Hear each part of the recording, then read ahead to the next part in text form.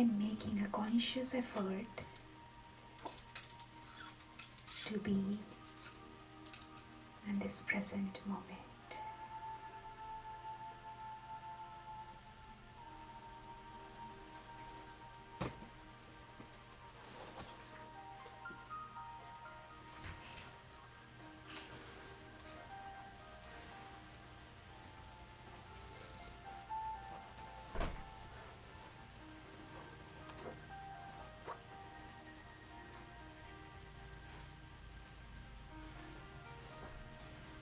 This moment is very precious for you, as you have taken out time for yourself.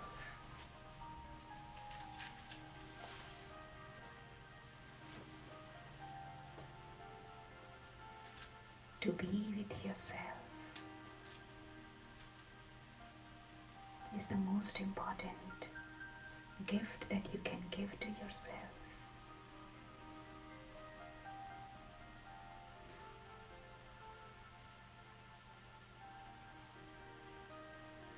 Become aware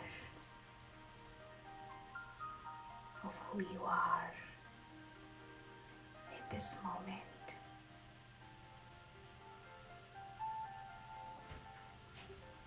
Just take this moment to observe yourself.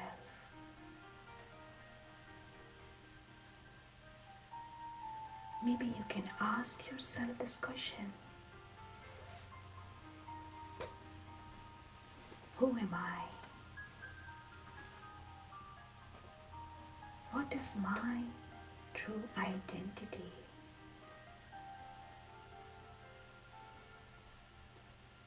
What is my true nature?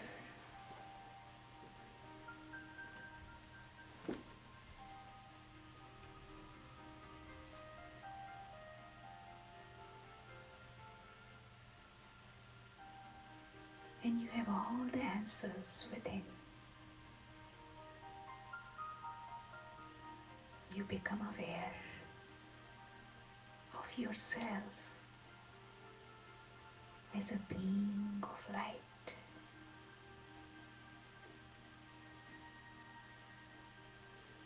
This is your true identity. You are a pure, peaceful, lovely being.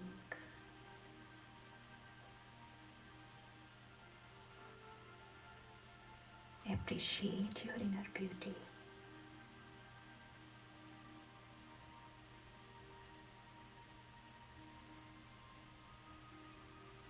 You are a beautiful being of light.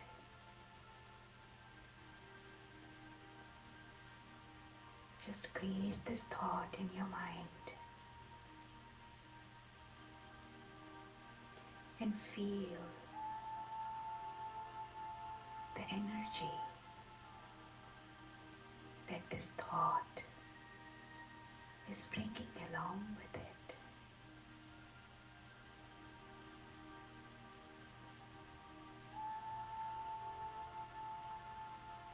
You are a peaceful being.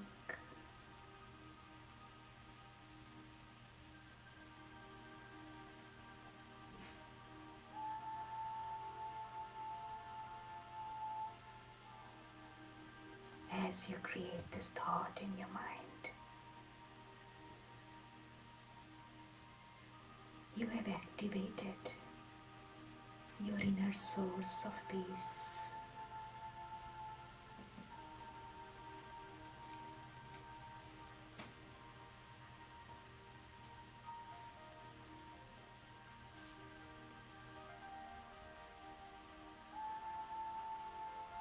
You are a peaceful being. Just hold this thought for a few minutes. You are a peaceful being.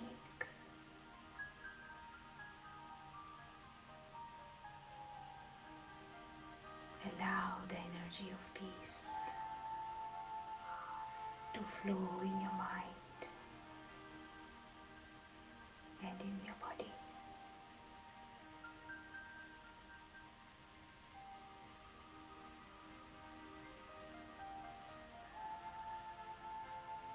And feel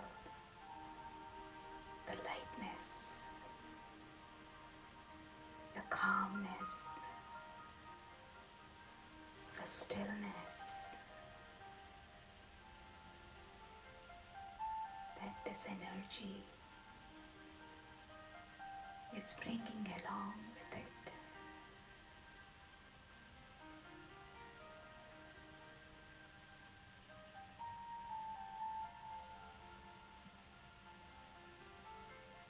Peace is within. You just have to remember that you are a peaceful being. The moment you remember, you have turned on the switch of this energy of peace.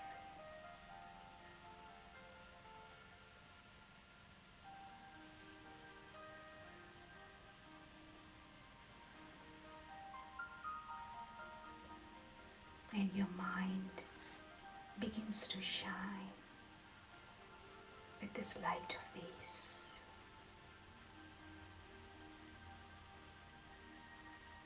This light of peace relaxes your mind and your body and creates a very powerful atmosphere.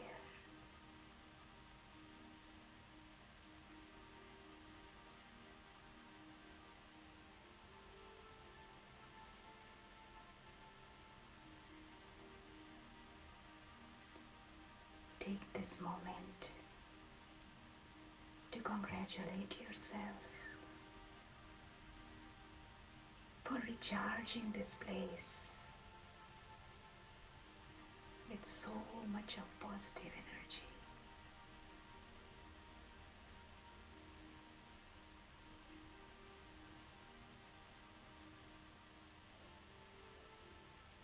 You are now vibrating with this beautiful energy of peace.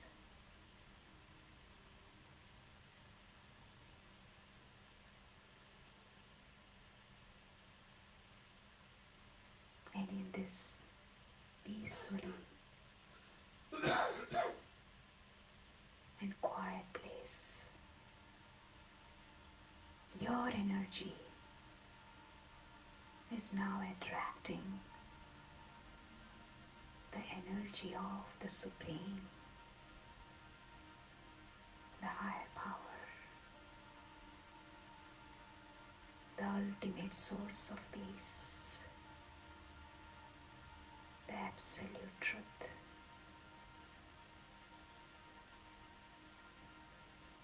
So open yourself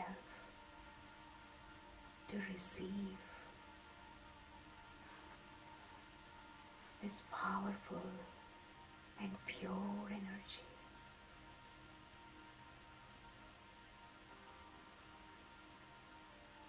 The light of God.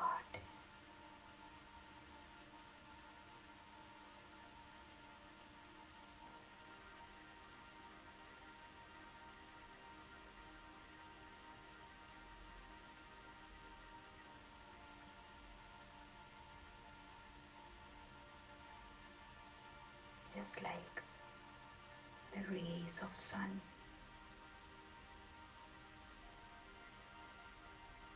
make the entire atmosphere so warm and fresh. The light of that spiritual sun is making this place very refreshing.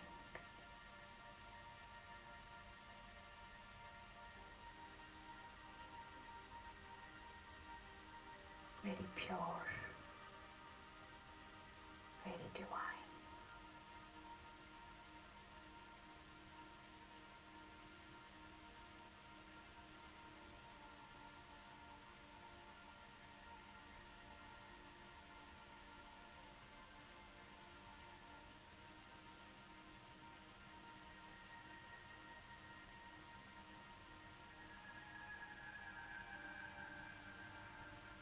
Take this moment to absorb this pure energy and recharge yourself.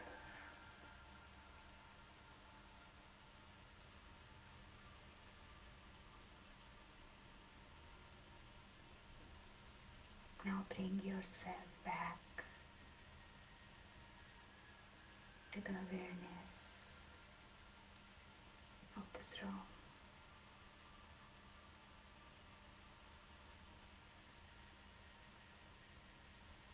And gently you can open your eyes.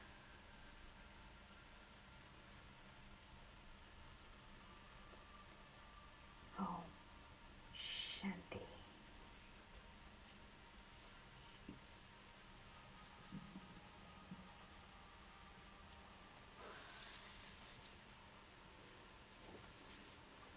Om Shanti.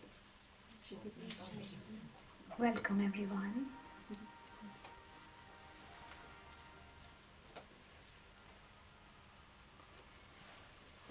And a very, very happy new year to all of you.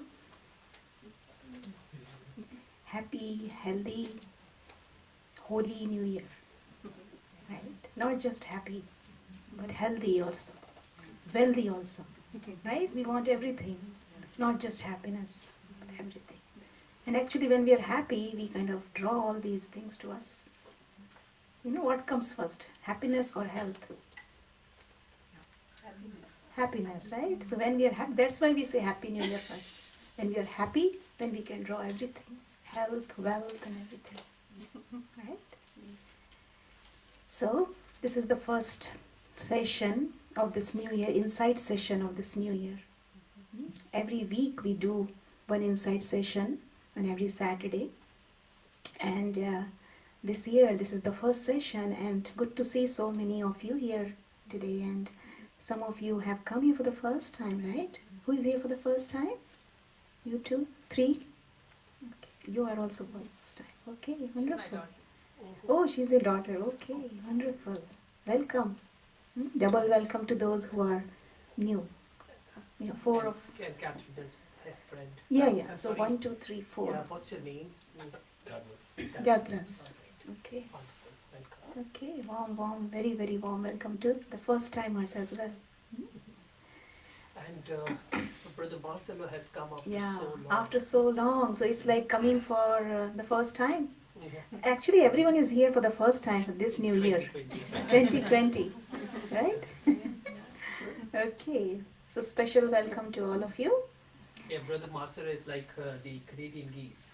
Yeah, Yeah, comes to the south, he- flies down to the south during winter, yeah, and goes back up. It's wonderful. So today we are going to have a very special session on the power of belief. And before we go into this session, I would like to tell you a few things about housekeeping, especially for those who are here for the first time.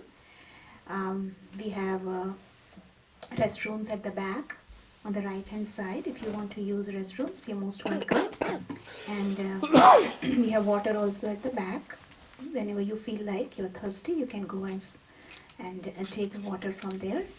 And also please check your cell phones. Please turn off your cell phones because we don't want you to get distracted, because this is going to be a very interesting session for all of us. And what else? Yeah, and I said last time, don't forget anything. Yeah, here. don't forget anything because Lost and found Yeah. department is getting so bigger. many things. Yeah. So check your belongings before you leave from this place. Make sure you take your jackets, your glasses, your water bottles. And water bottles actually, that's the main thing that people usually leave behind here. We hold on to these things for years, but then eventually we have to throw them. There was a jacket hanging in the closet Yeah, I think for 2-3 years, and then eventually I went and gave it to Salvation Army. And I said, somebody may come and claim it back. All right. So here in this session, anything else? No, also we have quite a few people online actually. And Yeah, so many people welcome have to them joined. too. Yeah, From different parts of the country. yeah. So welcome to all of you too. Mm. And also those who are here for the first time, if you could write your name and your email, your information, the guest book over there, so that you will know about our future sessions. We will add you to our emailing list, and you can get the information of our programs that we are going to have in upcoming programs. And if you write legibly, you get a special prize. It's Yeah. virtually impossible to read those emails. So you make sure that you read. You can read. Okay. Yeah. Otherwise, we keep struggling. What is the name? The words becomes difficult to understand. So it's legible. Yeah. Okay. Thank you. Everybody got good marks. Everybody got good marks. Image. Okay. So today we are going to talk about the power of belief. How we can use beliefs to change our reality. So in this session, actually, we will be not just speaking, but we will also engage you in, it will be a kind of interactive session. You will also be given some questions to reflect, so that you really feel that after the end of the session, you are taking solid thing from here. And I see that you have brought that board also. Yeah. Writing boards for Writing everyone, boards. and paper as well. So Okay. those of you who don't have anything to write on, we'll give you a little bit of chance to journal. I will bring that for you and some pens. So you have something to write on, or Whoever No? doesn't know, it's- okay, we have something for you, so you can write. Vicky always comes prepared. You want the pen? Okay. And I'll give you pens as well.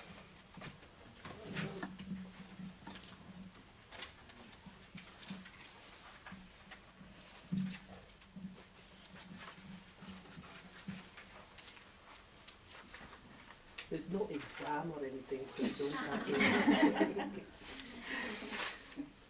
Want anybody to get nervous. Yeah, 1 second. I'll bring pens as well.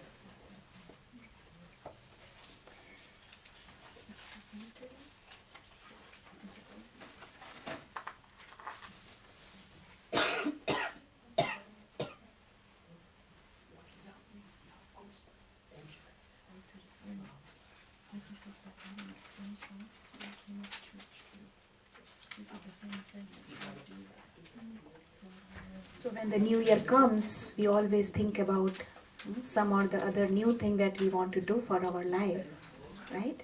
You must have come up with something new for yourself for this new year. The moment new year comes, we think about some kind of change in our lives, right? So this topic came up because I was thinking about, if I want to change anything in my life, then I really want to change my beliefs. Without changing my beliefs, I cannot make any kind of change in my life.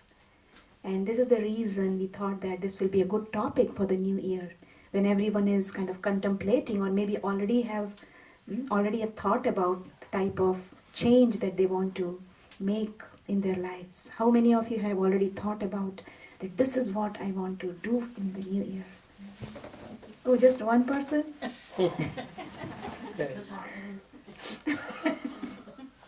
Old is gold. Yeah, so if you have not yet thought about what you want to what change you want to see in yourself in the new year. Maybe today is the time. It's not late. Today is still 4th. And this month actually is very special for both of us because 2 decades ago we started this meditation practice on 4th of January. Remember? Yeah. So it's our spiritual birthday. Yeah. So we started this. So Happy birthday. Thank you. Thank you. So You're 20 years old now. spiritually, yeah. So it's been a very beautiful and interesting journey for both of us.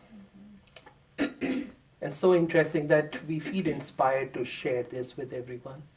And I'm sure there will be a lot more to share between us through this session today and in the future. So we look forward to having more of these sessions with all of you in the future, in 2020. Yeah, this is the beginning. Okay. Okay. So we will start off with. Anybody remembers the title of today's session? Who remembers the title of today's session? The test has started. Change reality. Yeah. Good. You. Yeah. By the way, is everybody Yeah. comfortable? Are you feeling hot, cold, stuffy? Comfortable. Comfortable. As soon as you feel cold or hot, please let us know. We can change the temperature right away. Okay. So change your belief, change your reality. That's the topic. Before we go into deeper understanding of this, let's think about what is belief. What does belief mean to you? Just a thought you keep thinking. Thought you keep thinking. Okay, good. Anybody else? Something that can keep you from growing. Something that can keep you from growing. Okay. What is belief? No wrong answers. Everything is good. So please feel free to share. In my specific case, I now look at it as something that is restrictive. So my New Year's resolution is to revisit my prejudices because I carry beliefs, oh, this is bad, this is good, I don't want to talk to those people. And my task this year is to go talk to the other and check them to see that's not reality. What is the reality at this point? So belief in my case is a set of specific values and knowledges that I consider as stamped. I believe it to be immutable and non-dynamic. Can't be. Beautiful. Good. Yes, anyone else? It's opinion. Mhm. It's what you feel is right. Okay. Whenever if Yes. there's two sides to every story, what you believe Good. is right or wrong. Mm-hmm. Yes. You are actually very close to the dictionary meaning of belief. That's what I'm going to share, what I found in the dictionary. It's an opinion or conviction, confidence in the truth or existence of something not immediately susceptible to rigorous proof. Also an opinion or something that a person holds to be true. So this was the dictionary definition. And two of us were discussing about the definition of belief today afternoon. And then we came up with a beautiful definition of belief. So that I'm going to share with all of you. So belief is the information that were presented to you at some point in your life which you assumed to be truth, which is reinforced over time to make it part of your reality.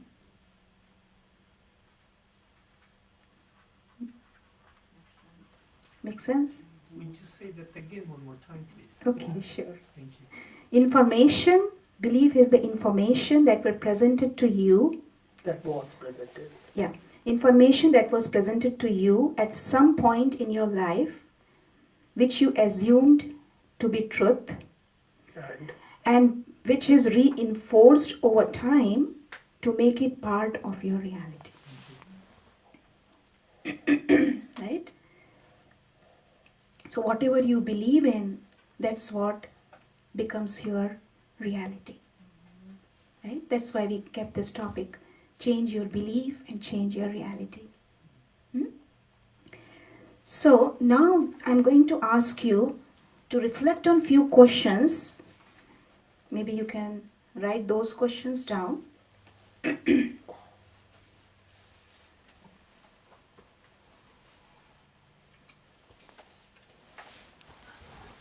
I'm sorry. I'll get it. No, that's a sketch pen. Take a few minutes to reflect on which beliefs are serving you and which are not. Say that one more time, please. Which beliefs are serving you and which are not.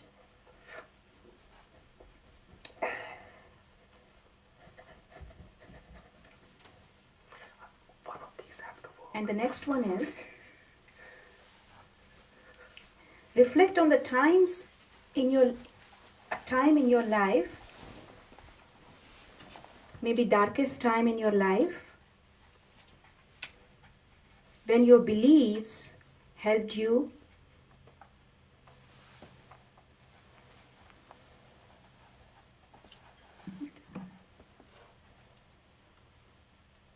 reflect on those times in your lives which you would call as the darkest times, in which your beliefs helped you overcome those situations or help you through those times. Yeah.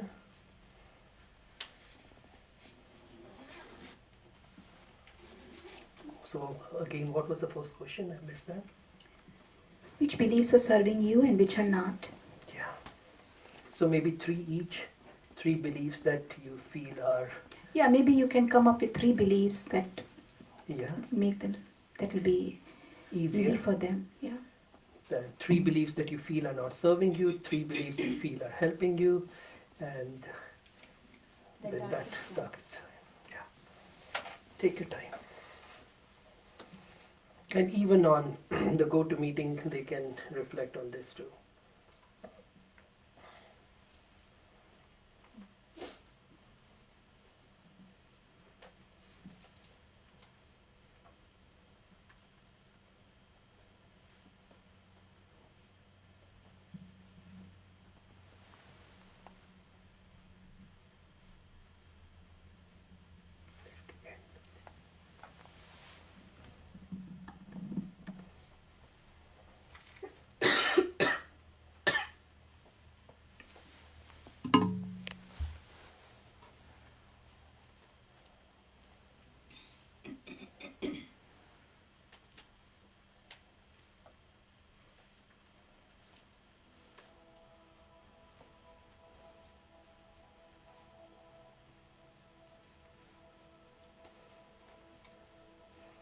We won't ask you to share unless you want to share.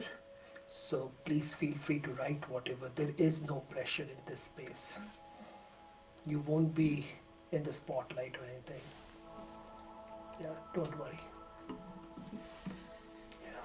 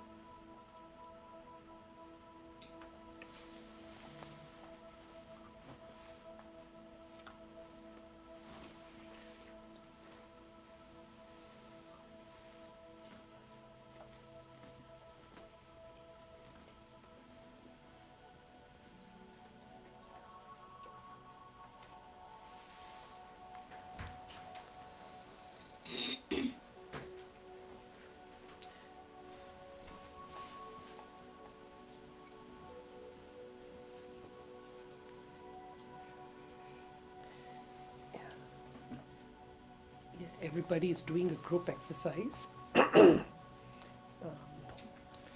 we'll give you a piece of paper and pen to write. Maybe one of the pens that is right here. Kay has one of the pens here. So there are two questions. The first question is, you reflect on 3 beliefs which you feel serve you, have served you, and 3 beliefs which you feel have not served you, which you would like to change. That's the first question. And the second is, think about the darkest moments of your life, the most stressful, the most troublesome, and what beliefs helped you overcome those difficult times.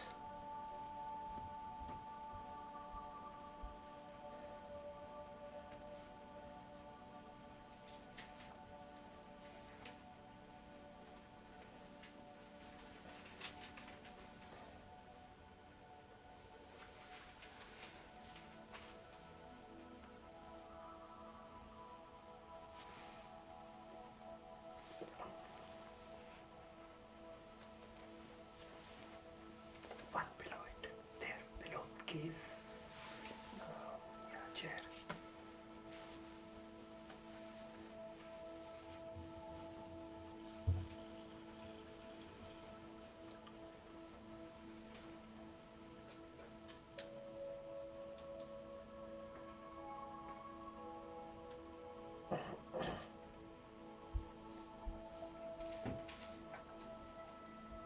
Good. Do you need more time? Yes.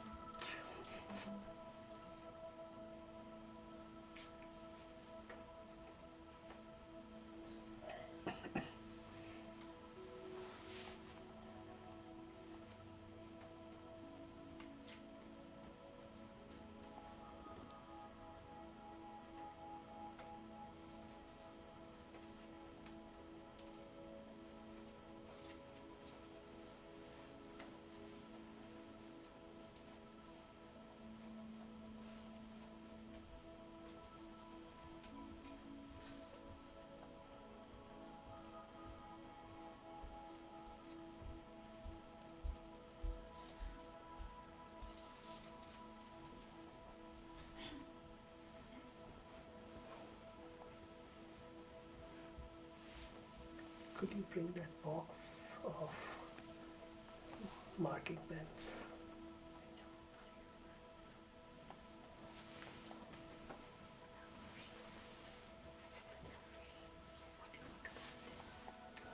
Right now.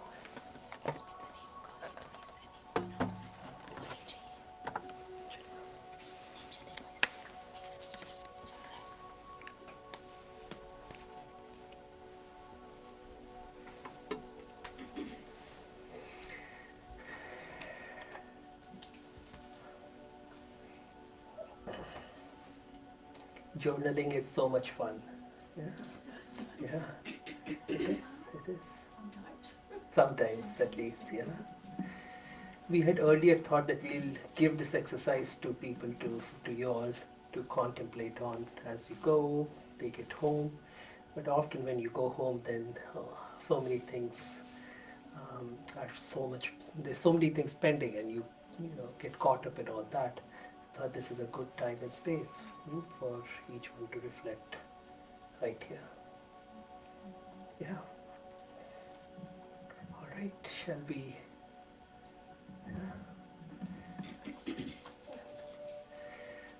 Yeah, I know Brother Vasula would like to write a lot more. Yeah. So before we go on, I just wanted to, before I also forget, do you know what is the significance of 2020? 2020. Have you heard this 2020 anywhere else? No? Oh, in hindsight? Yeah. You say hindsight is 2020? It's for vision, clarity. Yeah, there's one person here who's in medical background. Other than that, is there anyone else in medical background? You too? Yes. You are a nurse? RN. All right, wonderful. So 2020, just so that they know a little bit, I'll share with you how and where it has come from. So 20 and 20 or whatever, one is the numerator and the other is the denominator. And this is how much feet, how many feet. Yeah, so if you can see something 20 feet away, yeah, so there is a whole chart of all alphabets. If you go to the optometrist or to an eye doctor, so the way it is, Vision test. it's a vision test. So the way it is there are 11 lines. 10 and 11. The first one is E, and I forget the rest. Right? So this is 20 over 200. What does that mean? If you cannot even, which they say as 20 over 200, if you don't even have that, you're legally blind and you're not, things like that, whatever. So all those things a legally blind person can't do, and so on and so forth. But then there is 20 over 100, 20 over 70, yeah? I'm not sure. 70 Yeah, or 80. 70 I think, yeah.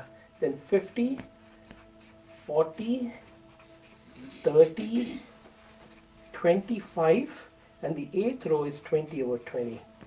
Then it gets to 20 over 15, then 20 over 10, and then 20 over 5. This is considered normal vision. Which means that if somebody with normal vision can see at 20 feet something, these words, there are letters, so the letters will get progressively smaller. So the size of the letters here will be probably like this. So a normal person should be able to see it at 20 feet distance, and if you can see too, then that means you have 20 by 20 vision. 20 by 200 means that this letters, a normal person should be able to see at 200 feet distance, which you are now seeing at 20 feet. Yeah? And then if you go down to 20 over 5, means that a normal person should be able to see it only if he is 5 feet away, but you can see at 20 feet. So your vision is more than normal. Usually people don't have this. This is like eagles and vultures would have this kind of vision, 20 over 5. Yeah? Were they tested? They have tremendous vision capacity, but it can go here to, it can go 20 over 400, 20 over 600, and so on and so forth. But this is interesting. Yeah? So if you don't have 20 over 20 vision, yeah, you would go to the optometrist and you will get some glasses, corrective lenses, yeah, like these. So spiritually too, we need to be able to see far, see clearly. So 2020 is the year for us to be able to have these corrective lenses, not just for physical vision, but also for spiritual vision. So today you all will be getting that from here. Yeah, and meditation is the tool, really, yeah, to be able to see perfectly well. All right, I just wanted to share that. Did you know that? No? Yeah, all right. Okay, so everyone is done with your exercise? How was it? Good? Good. Good. Okay. Okay. So as You will get a chance to share this in small group discussion at the end. if we have time, we Yeah. will do that. Yeah. So now we will do a little bit of discussion on why beliefs are important and how beliefs can change our reality. Yeah. So you can maybe talk a little bit about that? We have talked about this several times, but we have new faces here, and I think it's important to reinforce this whole concept. Yeah, it is no-brainer really, if you think about it. What you see, what you hear, what you feel, whatever information is coming your ways, what we usually do is we assimilate this information. Now, everybody assimilates the information in a different way. They say scientifically, there are something like 2 billion bits of information that our consciousness is bombarded by every second. Yeah. Nowadays it's more because, really speaking, we have information overload, we have so much of social media around, and the whole world is kind of very, I don't know, physical. Yeah. So there's a lot more information. We all would have the ability to process maybe a few thousand bits of information. It is said 7,000. 7,000, 5,000, I can't remember the exact numbers, but only that much we are able to truly process. So process would mean really be able to take inside, and some people may have the ability to take more or take less, but who takes what out of that? Yeah? Who takes what or how much? It depends. Even if we say each one will take, say, 7,000 bits of information out of the 2 billion bits of information that's coming to you, that 7,000 bits will be different from each one, for each one of us. Yeah. Based on what information we take in, we begin to create a reality. It's truly as simple as that. They say there's a difference between the two words, look and see. Yeah? Everybody is looking probably at the same thing. You're right now looking at the same thing, all of you. But each one is seeing something different. It's the same as hearing and listening. Hearing and listening. So you could be listening to the same speech, same music, same whatever, but you may be hearing different things based on your past experiences, based on what you have, information you have assimilated in the past. So if I say something but you have already heard that in a different format in the past, that would ring bells in your mind in a different way than someone who hasn't heard that ever. You see? The interesting thing is that if we haven't heard or seen anything or something, it is very difficult to even comprehend that. And to the extent that sometimes it ends up as we totally ignoring it out of our reality. An example of that is, I've shared in the past, but I'm going to share it again. In the long back, they say, when Columbus was out to discover America, I guess, or no, India, I guess. Yeah, he was out to looking for India.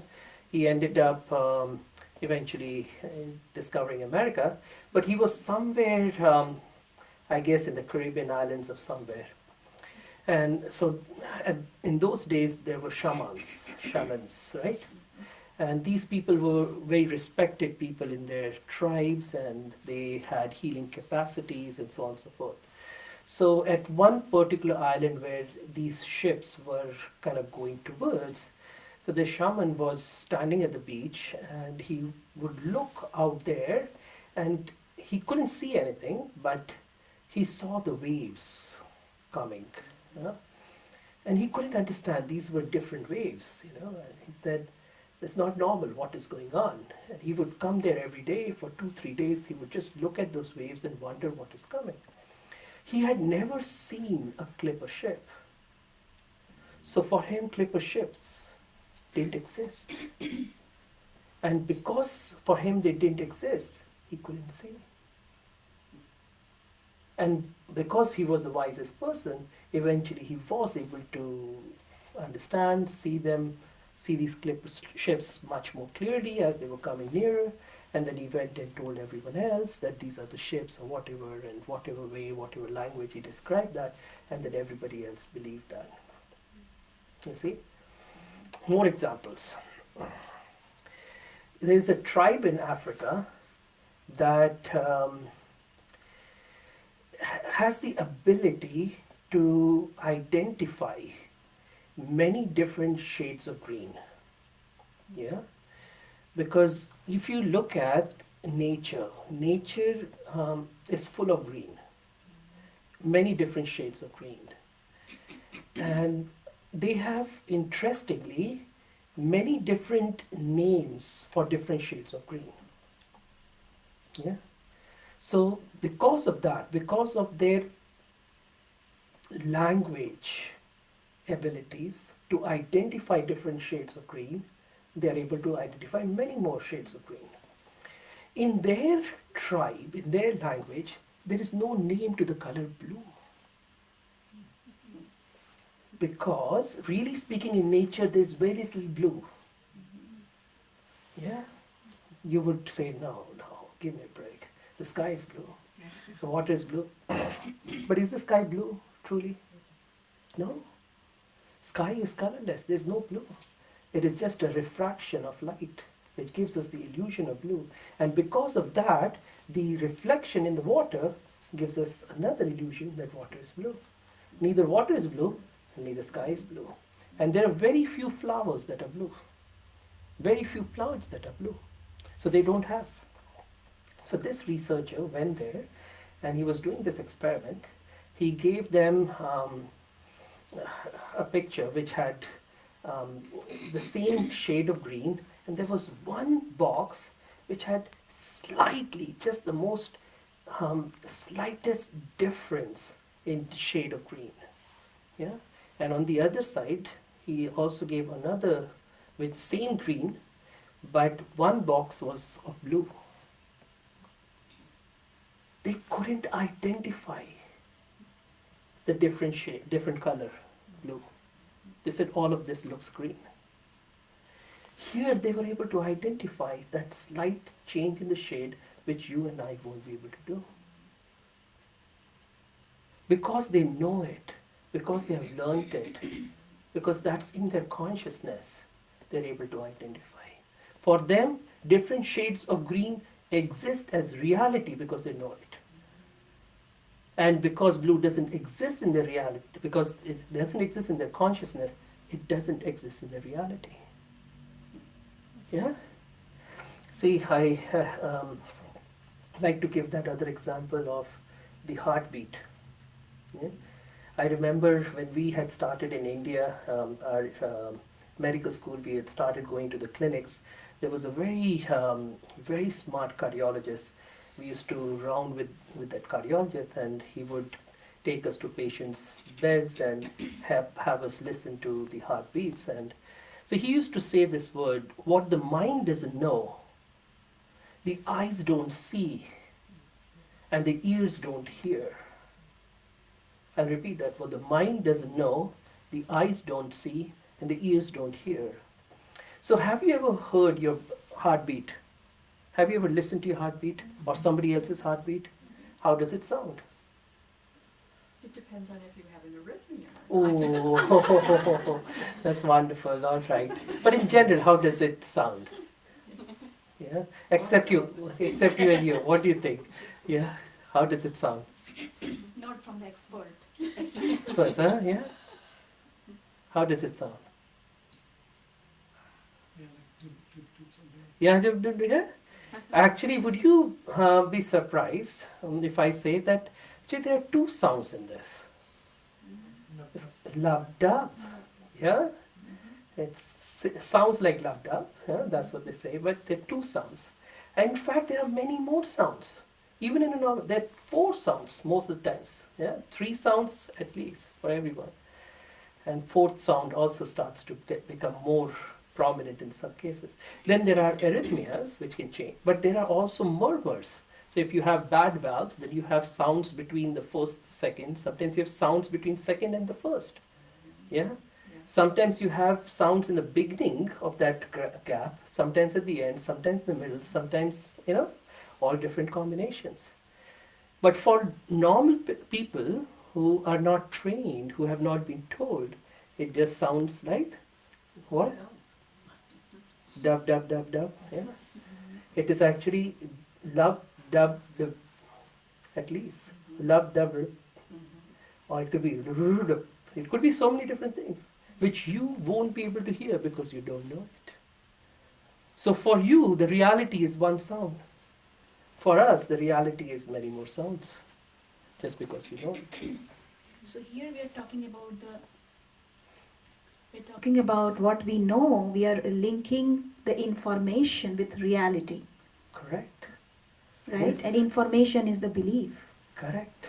Exactly. right? So, so what I mean to say here, what I'm trying to imply here, is that we are reality creating creatures all the time. We create our own reality based on the information that we have assimilated.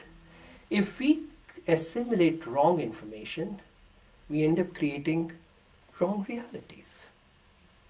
Yeah? And that's what we're talking about, the belief. The belief is the part that comes in the middle. Wrong information creates wrong beliefs, which we'll go over that cycle, and wrong beliefs create wrong realities. There's so many more examples I can tell you, yeah? Yeah? And these are all very interesting examples. Yeah. So would you like to talk about the cycle now? If you want to hear more examples, Yeah, we can talk about the examples maybe later, but Okay. first we can explain this cycle. cycle, all right? Then we can go back to why Yeah. the reality, why beliefs are more important. Okay, so it's important to understand. So the next part of this conversation is going to be how beliefs are created. Yeah, this is natural progression, right? In this stuff, we heard We what. talk about what are beliefs, What are then how beliefs? beliefs create our realities. Yeah, so why is it important to be careful about our beliefs? If you go into like the book that brother Mike George has written, he talks about that beliefs are all false. Beliefs are anti-truth. Beliefs are man-made. He actually And truth. calls the beliefs as viral beliefs. Spiral beliefs, yeah? And so instead of going into that kind of complicated state, but because it's difficult to understand that right away, at least for now we can think there are good beliefs, or beliefs that serve us, and then there are negative beliefs or bad beliefs that don't serve us. All right, so everybody is excited to know how beliefs are created? All right, okay. So I'm going to use the flip chart again. I'll try So to you say have any idea what are the sources of beliefs? Maybe you can. yeah, What are the sources of beliefs? How beliefs are created? Experiences. good experiences. Experiences. Good. Very good. The way our parents raise us. Yes. Very good. Beliefs are created right from our childhood, how we are raised, right? If you remember the definition, some information that was provided to us at some point in our lives. At Yeah. some point. Yeah, it could be right after birth, it could be our growing up days, it could be our school days, it could be college days, it could be the pre-married days, married days, children days, whatever, So you know. beliefs are created Or it could be according yesterday. Some information Yeah. you could have received yesterday that could have created a new belief for you today. according to the environment where we are in. Either we are at home or school or college or, maybe nature or wherever we are. Correct. So the important thing to understand is whether these are experiences that we have experienced or information that parents give us, society gives us, or teachers give Teachers. us, Yeah. friends give us. That's a big thing, right? All right. Yeah, because nowadays, especially for the younger generation, I have heard that they would rather listen to their friends than to their parents. Yeah, there's a friend of mine who was saying that her daughter, when they go for some shopping, and so if they're thinking of buying the jeans for the daughter will quickly take a picture and send it to her friends. Shall I buy this jeans or that jeans? The parents are there, it doesn't matter. If the friends say okay, then we buy this. Happened to me today. Is that right? Yeah. Okay, good. No, not good, but all right. So all of this information, if you will, don't really create beliefs. What they do first is create And the big one is the media also. Yeah, media. Yeah, wonderful. Thank you. Social media, Social media. media is full with information. Yeah. Leaders, leaders. We listen to our leaders if we like our leader. Yeah. Particular or any Yeah. or actors. Yeah. We Yeah. do something we Yeah. copy them. Right. Google says we believe it. What Yes. Google says. See, Mr. Google, yeah, the all knower, right? Yeah, Well, they say that if it's on the internet, it must be true. yeah. See, yeah. If it is on Facebook, it has to be 100% truth, right? It's gospel truth, like the Ten Commandments. Huh? So, so anyway, so thoughts. What it all does is create thoughts in the mind. Hmm? So if you see, there are, in a way, three parts of the mind that we have. The first is the superficial mind. Yeah. The next, I'm trying to save paper. The second is the intellectual mind or the rationalizing mind.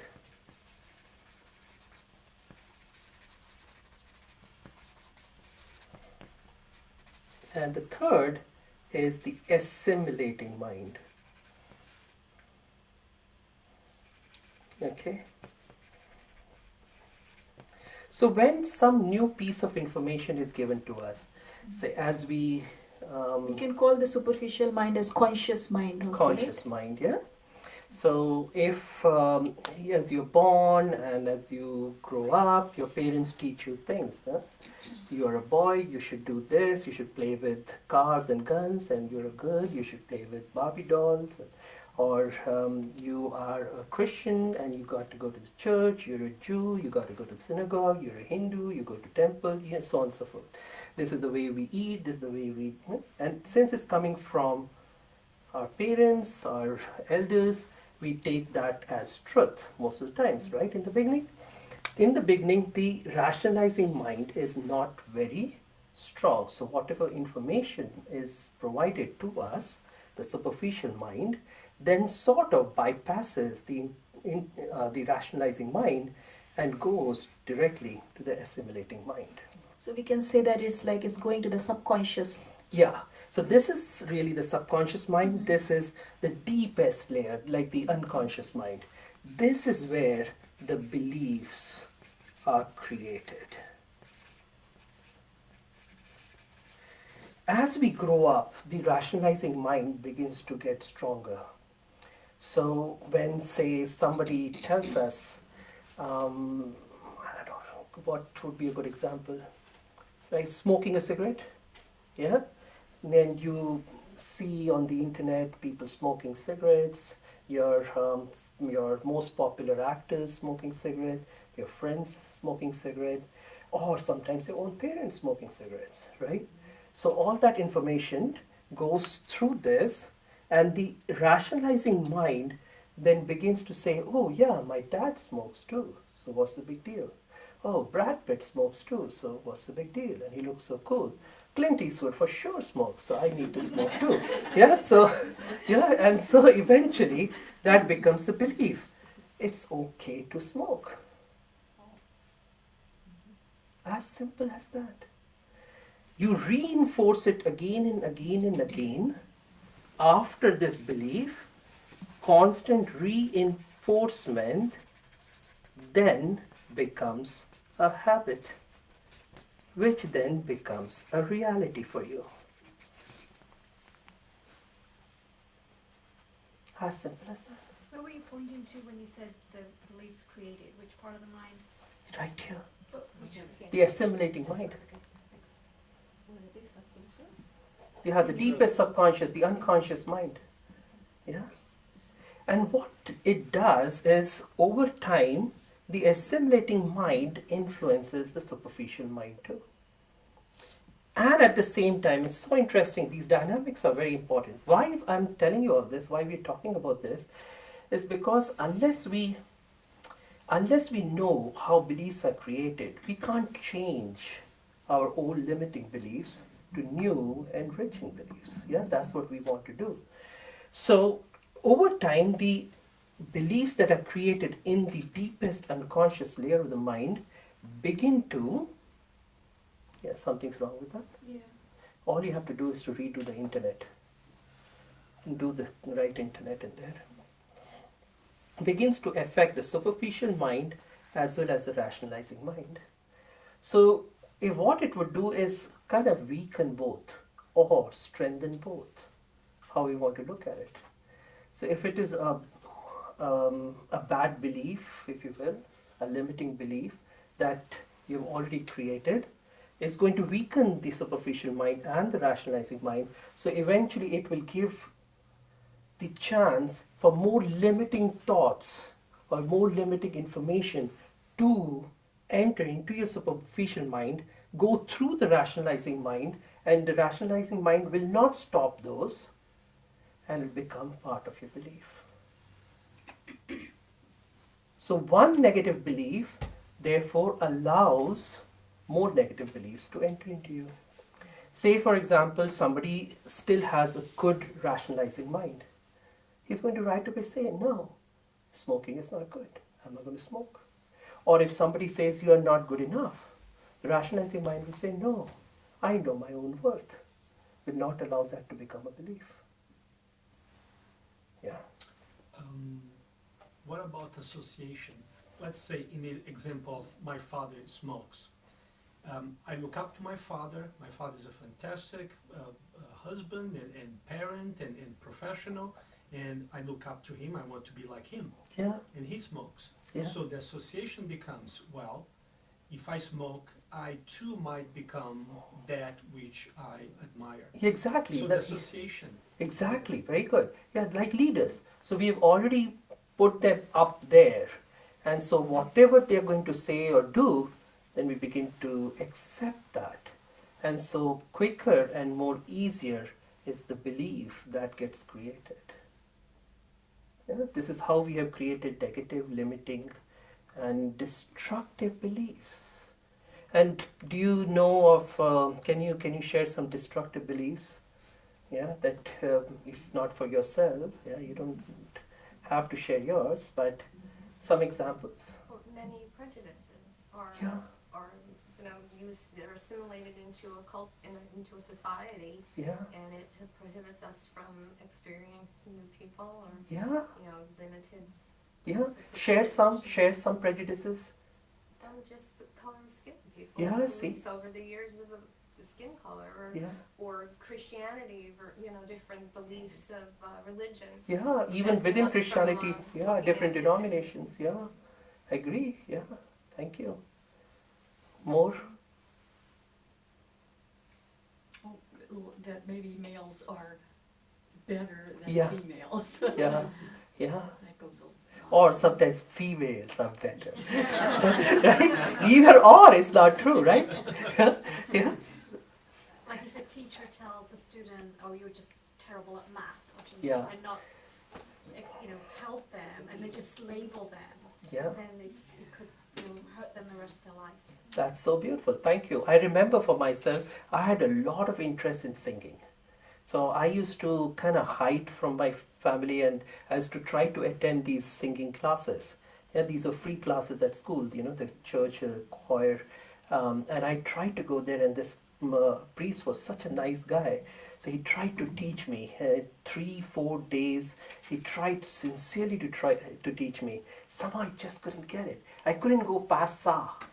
Yeah, sa, sa, sa, sa. No, sa, sa. I just couldn't get there. And at the end he said, "I'm sorry, I don't think you'll be able to learn singing." And those words just stuck to me forever. And actually, Kanishta taught me how to sing quite a little bit. I mean, few things here and there. But it is not that difficult. I mean, it is difficult. I'm sorry, it is difficult. Don't get me wrong. But like at least at sa, I mean, it is not that difficult to get sa. You can get it. But that label now that I can never sing, I can never learn singing. Yeah, it's very destructive. So yeah, thank you for Most sharing. of us have probably experienced that through school. Yeah, you're not good enough in some way or the other. You just mentioned a word that I find interesting because on purpose, I do not use the word never. I say Yeah. yet. Yeah. Oh, So beautiful. one of the beliefs is that, or the association is that if I say never, I accept that as something that is perpetual. It will Yeah. not change. Yeah. When I say yet, Yes. I give myself the opportunity to eventually say, oh, maybe now it's time for me to learn how to see. Very beautiful. Yes, and that's how we should talk to others too. You know, yeah, you haven't understood this yet, Yet. but yeah, in the next moment, maybe, you know, you will get it. And really speaking the right information when it's provided to people, eventually people do get it.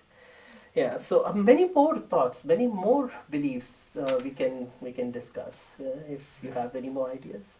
Yeah, if doctors give us some medicine, we believe that medicine. Good, yes. Kanisha is going to talk about that. Yes, very good. Thank Even you. if that medicine does not have any therapeutic effect, Yeah. right? Yeah. Any substance, it's just Yeah. a substance. What is it called? Yeah. What is it called as? Placebo. Placebo, right? What is the meaning of that? In, It fakes you out. It's the belief that it's going to make you better. It's a Latin word that means I shall please. That means that medicine is going to give you pleasant effects or beneficial effects. whereas it has nothing in it. Yes. You know how this came up actually? This the history behind this placebo. Anybody knows about it? No. Actually, it happened during Second World War. There was one American doctor. He was treating a soldier, and he was badly wounded. And he actually ran short of morphine, and he wanted to operate on this. And then he was not sure how to operate because he didn't have this pain medication. So the nurse, what she did, she just brought salt water and she injected that salt water into that patient. And the patient thought that he is getting that morphine injection. And then this surgeon, he operated on him. And he didn't have a lot of pain, a little pain, that's it. So then when he saw that, how this patient was doing so well, there was nothing in there, but still that patient believed that he was getting the morphine injection. And then this idea came. Then he came back and then he did further research that, this is how we can treat the patients. It's not necessary to give them medicine, but, more research can be done to see the effect of giving nothing, just a substance, inert substance. It has nothing, no medicine, nothing. How it can affect the patients. This is how it originated. So it's interesting that it creates the same chemical reactions in the body. The same chemicals get secreted as the normal medicine would. Yeah, and there's another word that is related to that is nocebo. Yeah. Right? That you have side effects of a medicine when you are not taking the medicine at all. It's again a sugar pill or salt water. Or right, whatever. and the meaning of that's also a Latin word. And the meaning of that is? I don't know. I shall harm. I shall harm. Oh, is that right? Yeah, that's the meaning of that. Interesting. Yeah, see, for example, people who get chemotherapy, and they have nausea because of chemotherapy. Yeah, and when the doctor tells them that, this medicine is going to give you some side effects, and the patient believes at that moment, he or she believes that, yes, this is definitely going to give me side effects. So before the patient, even in the car or the waiting room, the patient starts to feel nauseated. Yeah. Most people have that. Oh, chemotherapy, just the thought of chemotherapy, and they'll start having nausea. Yeah, that hasn't. So, in other words, what it is telling us that you see how reality is being created based on the beliefs. So, if that is happening unconsciously, we can make it happen consciously. We can kind of create a new reality by creating a new belief. Yeah. And that's what we'll go back to this chart. Yeah, and there are so many examples of stories you want to share. I can share a couple about Well, one thing it's kind of, I don't know if it's funny, but I mean, couples where the wife is pregnant and she's having labor pains, and the husband's, oh, my stomach, I have labor pains too. Yeah. And I don't know what they call that. They were like, sympathetic pains. That's interesting, isn't it? Yeah, like that. Yeah, Or But there are so many stories. There's that so many maybe- stories, and I mean, we can go on and on that, but we have so many times seen people who have been able to heal themselves. Yeah. Yeah, And the idea is actually, when the sugar pill, that is some external thing, is doing something in your body, this body is also kind of external, right? So this body can also do wonders. yeah, it is It's also like an it's a object. pharmaceutical company. Yeah, it's a pharmacy. In pharmacy in itself. itself. Yeah, That's why they say that, you can, when they give the morphine, what does the morphine do to the body? It kind of generates endorphins. So we can generate endorphins in our body, the same kind of effect that morphine gives. Painkiller, it's a painkiller. So endorphins can also do the same thing. yeah. So we have this pharmacy, a factory inside, but we don't use it. Yeah, exactly. I could give you a couple of stories of people who, one of which was there was a patient who was diagnosed with liver cancer. Yeah, he had some tumors on the liver, some growth on the liver, and somehow they did some imaging and all that, and they said, "Oh, you have liver cancer." Actually, liver cancer, by the way, is very rare. It's not. I mean, it's not like real common primary liver cancer. Usually, liver cancer is because of metastasis. A tumor from somewhere else that gets spread to the liver. So he was told that you have cancer probably because he also had acid reflux. So you have cancer in the stomach, and so this is all spread to your liver. Now you have probably 2 months to live. So he dies in 2 months actually. All right, and so when they do an autopsy, they find that he had no cancer. They were benign tumors. That wasn't malignant. Because he was told, and that belief became a conviction, because it's coming from a source which you respect, leader. So now this belief becomes a conviction. Conviction becomes your reality. Yeah. Even in surgical cases, you know about the cardiac cases, what they did, right? They took two group of patients, and in one group of patients, they took them for surgery. They had angina pain, and they took them for surgery. And the other group of patients, they also took those patients to surgery, but they actually just opened the chest, and they did not do anything. It's interesting how this study Right? was done, and how Sham surgery that who they- agreed to this earlier. But that they opened the chest, okay? They used the saw to open the chest, all right, and then they closed the chest. I did nothing. This prepared, of course, under anesthesia, yeah, but so they did not do the actual bypass. Yeah, actually, this study was before bypass came. That time they were kind of just tying some artery, Yeah. memory artery, Something, yeah, okay. They Is that would right? ligate it, and then they would think that maybe this will help in the growth of new arteries, new vessels. That is a different study, by the way, but good. That also. That but, was the first study they did, and then maybe later on they did. Yeah, so more then they studies. found that the patients in whom the sham surgery was done without bypass of the arteries, they also had pain relief. They also did not take any. Isn't that interesting? See how powerful the mind is what we're trying to get at. Yeah, and also the interesting thing is, it's not just information from outside, it's what information we give to ourselves. Yeah, and That makes a big difference in creating our beliefs. People out in the world may say or think a lot of things, and maybe sometimes they may not have any wrong intention. But we, because of our past experiences and all, we tend to decipher that information in a wrong way, and then we give ourselves wrong information, and this becomes our wrong beliefs, limiting beliefs. It's kind of like anxiety. I'm very afraid of flying. Yeah. And I unfortunately have to fly a lot because of my husband's job.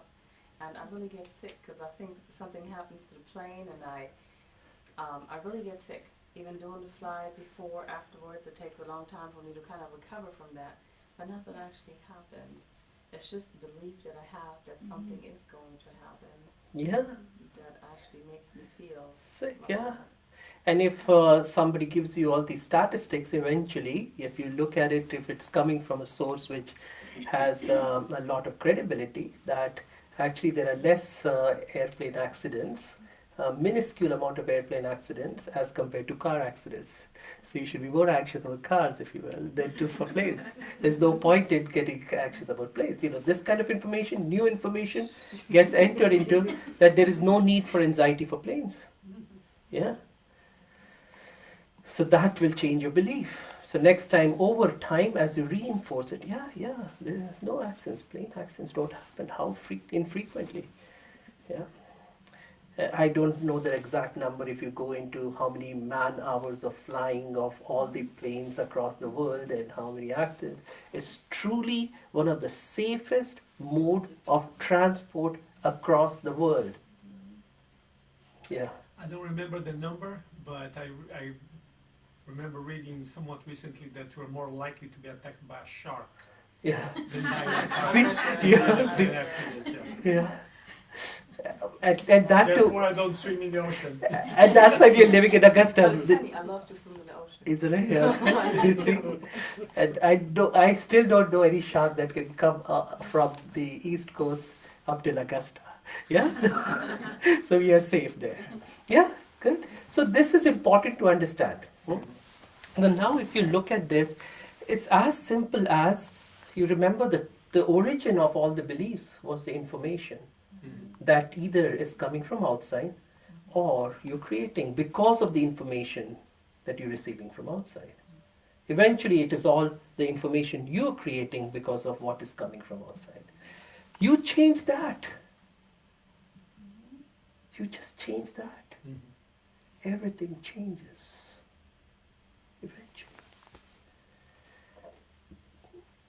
Look at whatever belief that has limited your capacity to do what you need to do, that has in some cases maybe even been crippling you, you know, it could be a bad thing, you know. You can just eliminate that and insert a new belief. I can do it. I'm good enough. Yeah, people love me. You can Yeah. sing. Yeah. You can sing. You can sing, I can sing. Yeah, thank you. Yeah, yeah. Yeah, you can fly. Yeah. You don't have to believe everything the doctor tells you. Yeah. Yeah, because most of the time doctors don't know. Huh? Yeah. Maybe medicine will not work. Yeah, see? Do you want to talk about quantum? I was waiting for that for the next session because Okay, there's a that lot. is a lot, right? Yeah, yeah. I have a question. So do we really need beliefs to live? That's so good. That's so good. Really speaking, you don't need beliefs. If you go, I invite you to actually read the book, The Art of Healing by Mike George. We have that book in our bookstore. That, or you could get it over Amazon or whatever if you want. The beliefs in a way are created because of the information that we are receiving from the world. And in what he has explained is, beliefs take you away from the truth. So you don't need beliefs. Beliefs are always, according to him, limiting. Is liberating. The truth of who you are, yeah. Sorry for interrupting. Never a problem. You can interrupt any. No. On your question, it can be something that's restrictive, but not necessarily. And I'm thinking of how many people who grew up with a parent saying, "You are not good enough." Yeah. And therefore the person growing up feeling, I am not deserving of love because I'm not good enough. For whatever reason, that person grows up and everything. And all of a sudden, the person gets, for instance, with Brahma Kumaris and says, Baba, God loves you. Yeah. Not because you have done anything, Yeah. because you exist. Yeah. And that's enough. That's sufficient. That certainty that I am loved for no reason other than I exist Yeah. is liberating. Yes. So I think in one side you can have something that's very negative. So you can have a belief that hinders you emotionally, in your emotional growth and path. But you can also have a belief that uplifts you. So for me, Yeah. coming into the Brahma Kumaris family, Yeah. the most poignant piece of information is that I am loved regardless of how good I am or what I do, or Yeah, I am loved, period. that's beautiful. That's liberating. Thank you very much. What he has said in Mike George, just to clarify a little bit, he says these true beliefs or uplifting beliefs are not beliefs, they are truths. Because that's who you are. As soon as you say the word belief, it means it's false. It's something that you have acquired from the external world. That's a different perspective. Perspective. That is That's his perspective. but that's real deep, Yeah. and it's really difficult to kind of put your head around it. Yeah. And in that same vein, yes, my belief was from what I was told. I believed it, but then when I wrote down the facts on a piece of paper, the facts that I am a good person and I am okay, far outweighed the beliefs that I was nothing. Yes. So why I believed that I was nothing when in truth, Yes. even on paper of what I've done, I've Yeah. done quite a lot of good things instead. So Good. Exactly. Yeah. it's not up for argument. Right. So you can take it in that way, or you can take it as true beliefs, or good beliefs, and negative beliefs. But you can retrain yourself, re-teach yourself either good beliefs or the truth. How you want. It's all semantics. Yeah. You can retrain yourself just by changing your thoughts. So you think of the first time when a belief was created, the first thought that was created, the negative thought, or somebody said those words, which created the negative outcome in you. Yeah, you remember? Maybe you do, maybe you don't.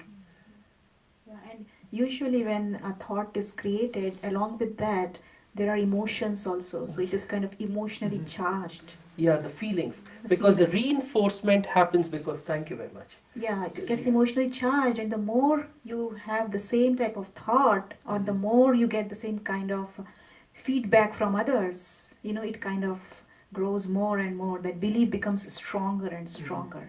Yeah. So- yeah. One person says you're not no good. The other person also says, yeah, you're right. You're no good. Yeah. You're no good. So yeah, that belief becomes stronger, and stronger, stronger. stronger. And then the emotions that get created with that. I would even add to that is emotion and repetition. Yeah. Emotion and repetition, Thank you. which leads to the belief. Yeah. I appreciate it. Thank you. Yeah. Exactly. So you see the emotion, the feeling, repetition. Can we write these three things? Yeah, just to save paper, I'll write it here. Repetition, emotions, / feelings. Oh, pardon me. And of course the thought, the original thought. So you can change by doing the three things here. Change the thought, create new emotions and feelings with that thought, and repetition again and again and again. Yeah, just a little bit, because he was telling me something that was what brought that to mind. Someone told me something, and then I put on paper, and I realized that it was different. Just the realization may not be enough. I think that the Yeah. repetition and the feeling, wait, I am good. Feeling, Yes, repeat, feel again, Yes. repeat, feel again. That would change. the exactly. belief. Not just the once Yeah, and realizing, but going through the emotional and yes. repetition, changing the core belief. Thank you. Yeah. And also you can add visualization into that. Yes, visualization that's what I was going to come to in a moment, because visualization is a way for us to create Create the this. feelings for ourselves. These feelings, all this is happening in a way unconsciously, subconsciously. Yeah, the feelings are being created unconsciously, and repetition is happening unconsciously, and that's why the habit, that's why the reality is being created. Yeah, but all this we can do it in a conscious way Yeah, too. so and this is kind of going into that memory, actually, memory bank. Yeah, you can call it the memory bank. That's where the habits are getting created. Yeah, Vicky has something. Teach accounting, at the college level. Yeah. So I always tell my students, spaced repetition Yeah. is what moves things from the short-term memory into the long-term memory. Yeah. And also tell them there is no fail. There's first attempt in learning. Yeah, So there's thank no you. way you're going to fail. It's just Beautiful. the first That's nice. attempt Yeah. in learning. Yeah. Yeah. So all we have to do, you all have the answers. I have to do nothing. You all came up with the answers. Yeah? That's exactly what we have to do. Change our beliefs, change our reality. Is there anything else you would like to say? Of course, I want to talk about visualization for a moment, but anything else? No, I think you can go ahead. Yeah, but so visualization is a very important part, and we have a separate session for that usually. But just a little bit want to say that it's a beautiful tool to have the experience of creating the feelings because of new thoughts, new information, which can help create new beliefs or experience new truths within ourselves in a quicker and a much easier fashion. In other words, we tend to find ourselves struggling with our old beliefs. We tend to, it's almost like a slippery slope, and every now and then we slip down back into those beliefs. Yeah, I'm no good, I'm no good, I'm no good. But if we can create a beautiful image for ourselves, a beautiful visualization for ourselves, experiencing the new reality, the new truth, yeah, those experiences create feelings, and we visualize those feelings and emotions as well, then the belief becomes quicker. The new belief, the new truth becomes quicker. So your visualization is also making an association with something Correct. that is on the positive. Correct. So even if you are an anxiety-ridden person and you, just like they do in the psychologically, they'll Correct. give them something to focus on that Exactly. changes that anxiety that starts to weld up Yeah. into something more Yeah. positive or more Yeah. positive association. Right. So one thing I want to say before I give it back to you is, at least, if not anything, at least create a new thought. Yeah, I tell this again and again to many people, even to advanced meditation practitioners, because we tend to vegetate also, sometimes we tend to stagnate, as we are moving forward, is constantly dream. Dream a new reality. Dream is thought. If nothing else, at least dream a new reality. And then How? dream. Yeah? How? If it is outside my experience, for instance, if I put the stethoscope, but I'm not trained to hear anything other than to-do, how am I going to... Very nice, thank you. So dreaming creates the energy for us to be able to receive more information that's going to serve us reach to the destination. The first thought of you wanting to come here, yeah, then created all the necessary things that would bring you here. Yeah, timing wise, car or vehicle, changing clothes, and so on and so forth. Yeah, all those things start to come together when you first create the thought. I want to do that. Those things are happening unconsciously anyways when you created the thought. So you can now use this in a conscious way by actually deliberately creating a thought. And as simple as, I like to use this word because it gives a kind of mystical feeling, create a new dream. Dream a new reality. As simple as that. Make sense? Yeah. What else? Okay, so I was thinking that I was actually remembering one experiment by the Russian scientist Pavlov. You remember the dog experiment? Yeah. Everyone knows about it, right? The conditioning. Conditioning.